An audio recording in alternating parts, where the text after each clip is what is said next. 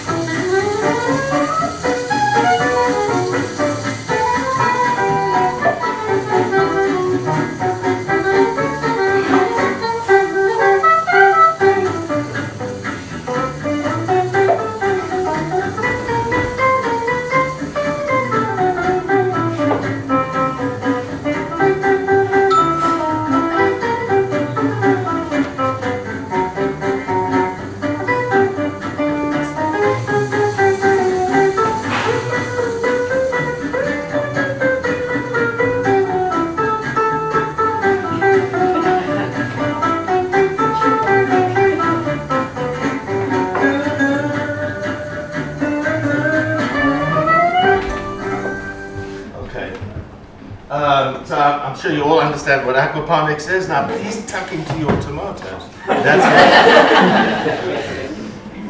So I'm not sure that most of you would be aware that, of course, our Stockwell Street building just behind us has these amazing greenhouse facilities and 14 roof gardens. You probably have never been.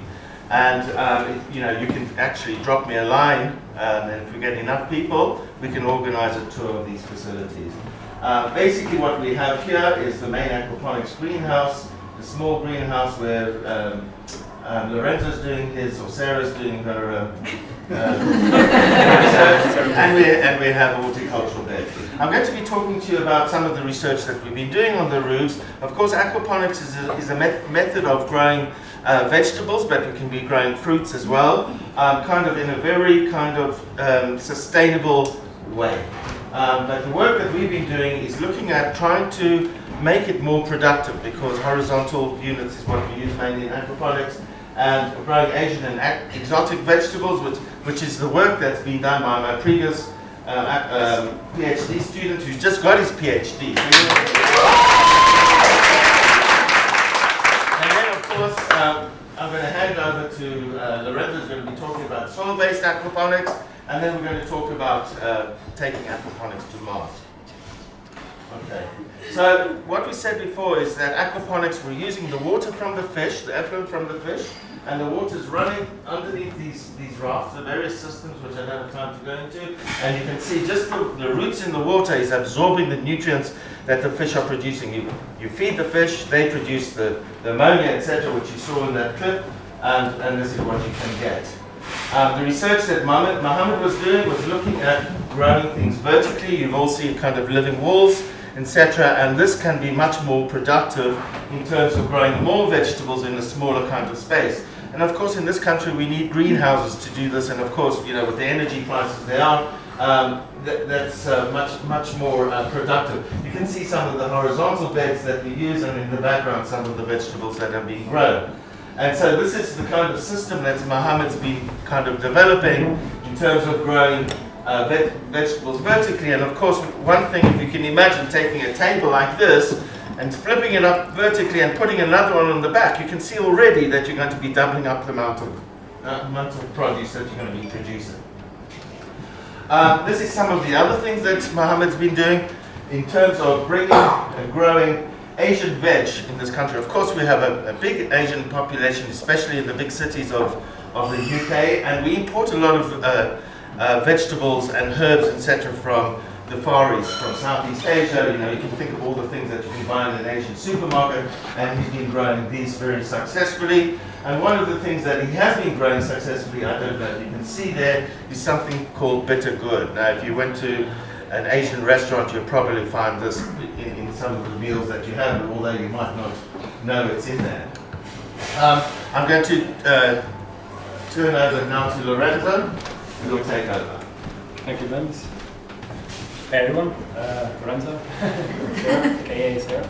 And, yeah, so as Ben showed you, aquaponics is a highly sustainable way of producing food, and there is considerable research going into it. However, the commercial picture is a bit different. As a matter of fact, there are fewer than 50 active companies, commercial active companies of aquaponics in the whole of Europe, and even fewer of those are able to make profit. Indeed, commercial aquaponics seems to be currently unable to take off and spread around. And one way we could enhance its spread and enhance the marketability of aquaponics around Europe is supposedly organic certification, to certify aquaponic produce as organic. This is because of the premium that consumers are willing to pay once the organic label is there. So how do we go around and do that? Well, one way could be to introduce soil and include soil into aquaponics.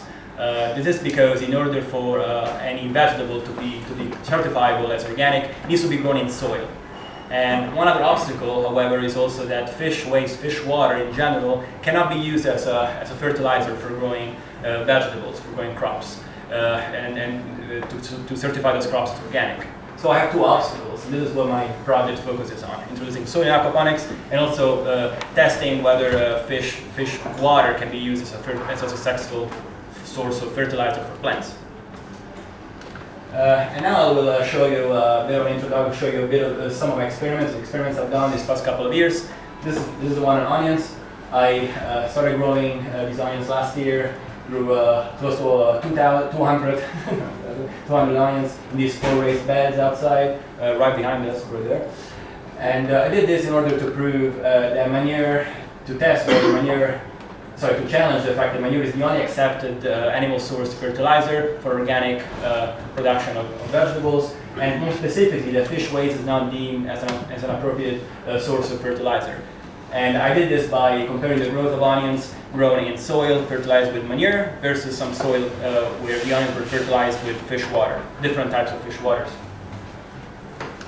This last spring and going into summer, the onions quickly started growing, kept growing, and by the end of summer, I had about 200 onions to harvest. It was an interesting day, harvesting 200 onions. And what I found is pretty interesting. First of all, the fish water treatment, so the onions that were fertilized with fish waters produced the largest yields, so largest bulbs, the tallest plant overall with leaves. And more specifically and more interestingly is that, in fact, fish water performed better than manure. And keep in mind that manure is not only allowed but encouraged in organic production, while fish water is not. And here it is, fish water performed much better than manure as a fertilizer, produced much bigger onions, and which is incredible. And we think it's probably because of the higher nitrogen content in fish water than manure versus manure. And there also could have been some soil microbiome effects, and I shipped many samples to the US to analyze for microbiome activity, and it's likely that there is much more activity in this active mixture of bacteria that grow in this fish water, which contribute to the absorption of nutrients by the plants. This is another experiment I've done, and these are just the results on bok choy, also known as Chinese cabbage. And I wanted to look at these two pictures here. These are the fish water treatments compared to the manure one. And you can see the striking difference going from a 20-gram medium average weight to more than double, 50 grams when filtered fish water was used. And fish sludge is fish water plus the solids, so this nutrient-rich mixture of fish waste, fish water, going to 65.5 grams per ounce, more than double the size, almost 3 times, more than 3 times the manure.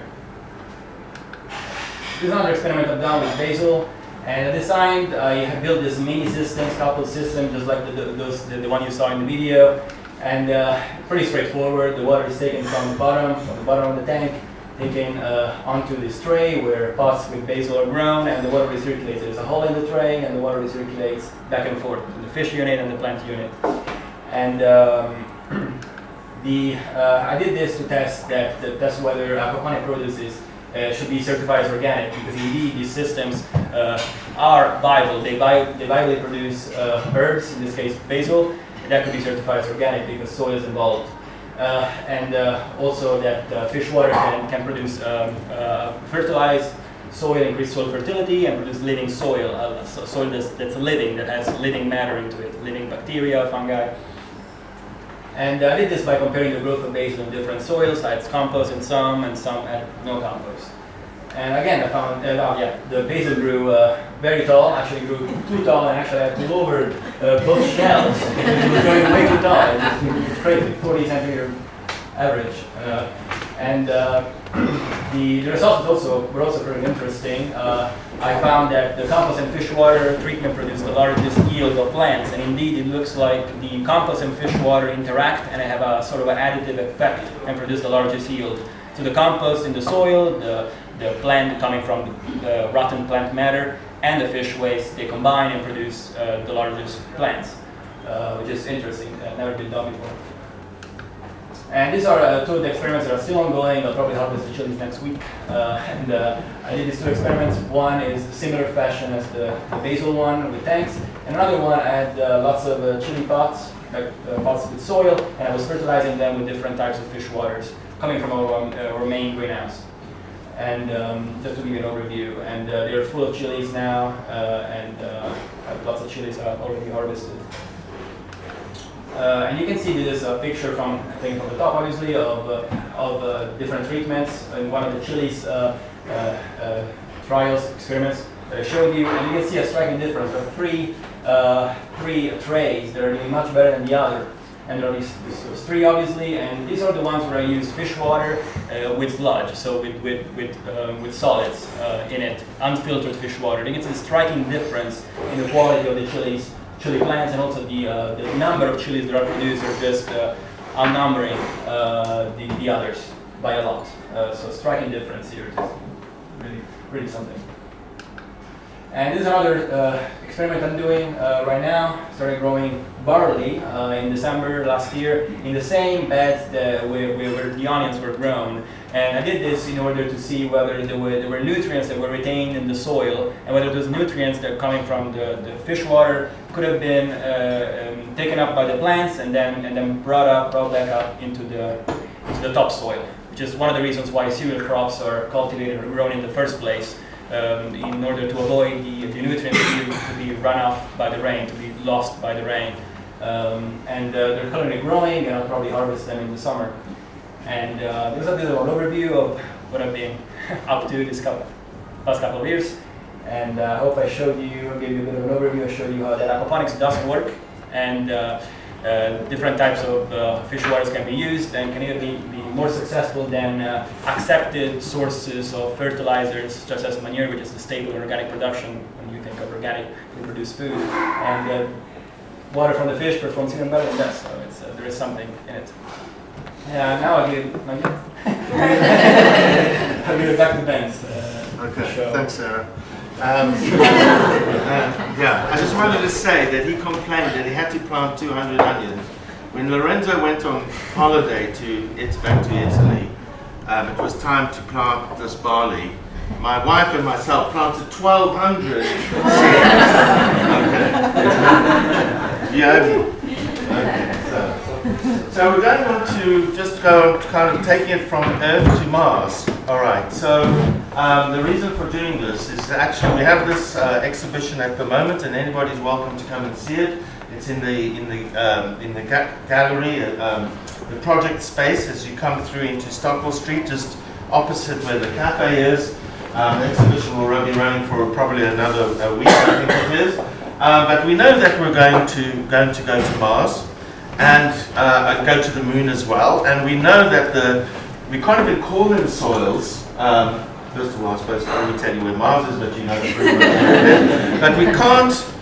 You know, when we go to meet Mars, we can't get a Deliveroo to to bring food to Mars. It'll take 8 or 9 months to take a spaceship from Earth to Mars, and the soils on Mars and on Earth and some of the other planets that we know just are not conducive to grow anything because there's no organic matter. There's mineral matter. Most of it, for example, on Mars is basalt. But you can see, although it looks very close, you can get there in a jiffy. It takes 8 to 9 months. And you've all seen the Martian, etc. And what he did, we don't want to do that. But of course, we should actually be using all sorts of excrements, etc. But basically, what we need to do to grow things in Mars is to get that kind of fertilizer into the soil, and we cannot do that. If you're going to have people living there permanently, etc., and probably, eventually communities, we need to be able to do that. The other thing is, I meant to say that the soils, we can't even call them soils, we call them regoliths. And they're basically broken down rock. But this is not only pertinent to somewhere like other planets, etc., it's pertinent to Earth as well. Where, you can actually look at this could actually be a Martian surface. Nothing is growing there. All the nutrients of that soil have gone, if there ever was some. So there are areas, the deserts, etc., where aquaponics is actually could be a savior. This is our system that we have at in the exhibition. Here we have some tilapia. We have 6 tilapia, and you can see it's an exhibition which is kind of a melding of kind of art and science. So if you go to the exhibition, you'll see we have the Martian landscape, which is actually a real photograph from one of the spaceships that went to Mars. And then we also have rendered photography of the Martian surface that has been rendered into kind of 3 dimensions on those boards there. This is a filter, and here we, for example, have, I suppose I can use the pointer, that we have this growing chamber, which some of you may recognize as people, growing would be used normally for growing marijuana. We're growing vegetables. Here you can see, for example, which is kind of interesting, that we've grown potatoes and beans and lettuce and kind of the things that you would expect if you wanted to be having a general kind of good standard of living on Mars. What happened in the beginning was that the soils, we used 3 types of soil. One soil which was the simulated Martian soil, which came from the United States, from a laboratory in the United States. Another soil which we manufactured ourselves according to a formula, a recipe from the Chicago Botanical Gardens. And then we used a normal horticultural soil. What happened is that in the beginning, our vegetables that were grown in the simulated Martian soils didn't do very well. And that's pretty obvious because there wasn't any nutrients in the soil. What happened afterwards, you can see that this is grown with fish waste. You can see, for example, the potatoes grown in fish waste are much greener. The other potatoes that were just grown in horticultural soil started to be chlorotic, going yellow, etc. So, if we want to have fish and chips on Mars, and why shouldn't astronauts or anybody going to Mars or the moon, have that? And in the future, if we take aquaponics to Mars or to the moon, that's what we're proposing. So I think aquaponics is cool. Thank you all for listening.